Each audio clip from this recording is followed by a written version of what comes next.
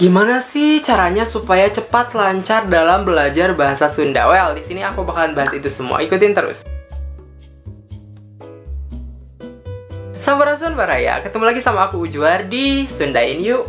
Banyak banget orang yang nanya, Kang, gimana sih caranya supaya kita bisa belajar bahasa Sunda dengan cepet gitu, bisa cepet lancar gitu loh. Nah, mungkin di sini aku bakalan coba ngebahas beberapa hal ala aku yang mungkin bisa digunakan atau diterapkan di kehidupan sehari-hari. Pastikan kamu sudah subscribe dan juga nyalakan notifikasinya, karena dengan itu kamu sudah mendukung channel ini. Kalau sudah, check this out. Hal pertama yang harus kamu lakukan adalah menghafal kosakata. Iya, di bahasa apapun kosakata itu penting, nomor satu, karena termasuk dasar gitu.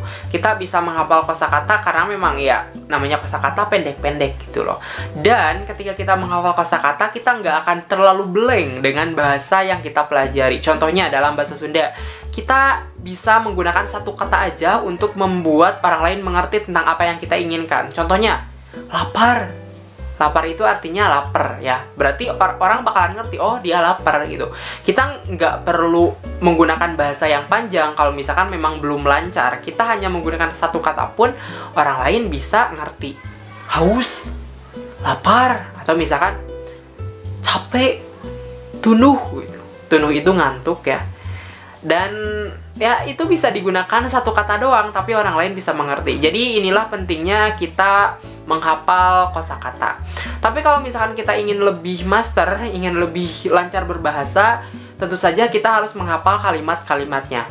Nah, dalam bahasa Sunda, aku sharing tentang kalimat-kalimat praktis yang bisa kita hafalkan.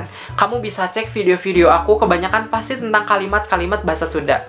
Karena aku ngerti, banyak orang yang susah untuk belajar karena memang padanannya agak susah gitu. Nah, aku memberikan beberapa kalimat-kalimat yang sering banget digunakan dalam kehidupan sehari-hari, dan kamu nggak perlu ngapalin kosakatanya lagi gitu, nggak perlu ngapalin perkataannya lagi, tapi kamu bisa langsung ngapalin per satu kalimatnya, sehingga lebih lebih hemat waktu gitu loh, karena praktis bisa dipraktekkan secara langsung dibanding kita ngapalin grammarnya atau misalkan tata bahasanya. Ya kalau menurut aku lebih gampang kita menghafalkan kalimat-kalimatnya secara langsung, karena kan tujuannya untuk komunikasi ya, kecuali memang tujuannya untuk nulis bahasa Sunda gitu. Bisa jadi kamu belajar disebutnya tata bahasa gitu, tata bahasanya gitu.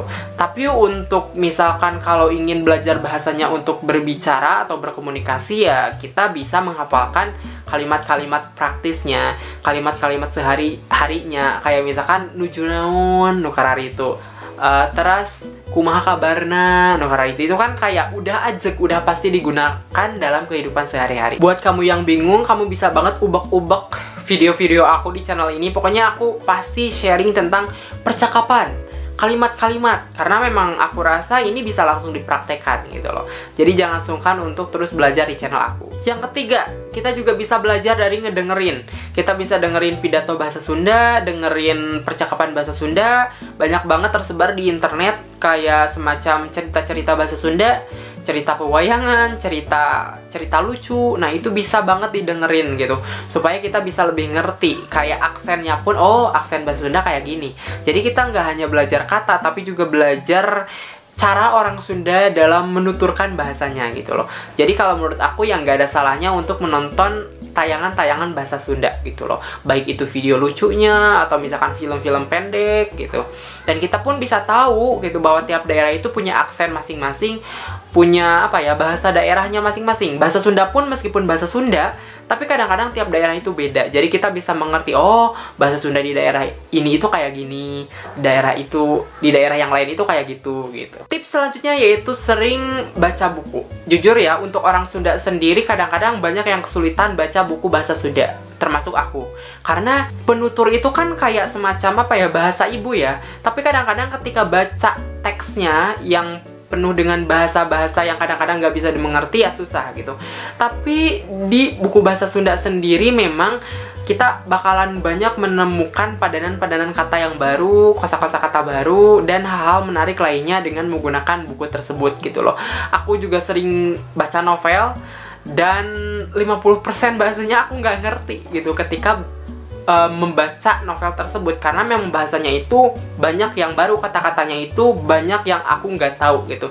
Karena mungkin ya, yang pertama bisa jadi karena aku hidup di zaman sekarang yang bahasa Sundanya udah banyak terkikis, bisa jadi.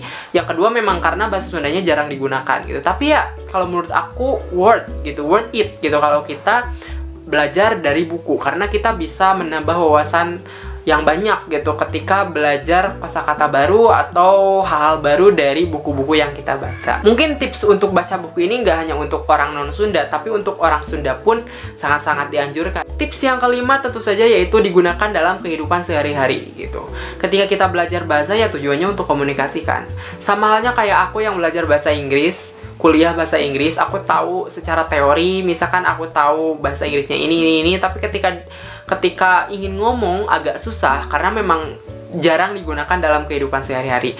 Nah, bahasa Sunda pun sama sebenarnya. Ketika kita sering menggunakannya, makin sering, maka akan semakin luas gitu. Jadi ya buat teman-teman yang ingin belajar bahasa Sunda, ya tentu saja harus digunakan dalam kehidupan sehari-hari. Kalau ada partner ya lebih enak, kayak misalkan suaminya orang Sunda, bisa belajar dari suami, bisa digunakan di kehidupan sehari-hari bersama suami gitu. Nah teman-teman, itulah 5 tips sederhana dari aku. Aku harap dengan tips ini teman-teman bisa lebih aware lagi, bisa lebih tahu nih aku harus ngelakuin ini supaya lebih lancar belajar bahasa, seperti itu. Itu saja, terima kasih sudah nonton dari awal sampai akhir. Jangan lupa untuk subscribe dan juga nyalakan notifikasinya untuk channel aku supaya channel aku semakin berkembang dan aku bisa terus bikin video-video bahasa Sunda. Salam Sunda dan sampai jumpa di video selanjutnya. Bye.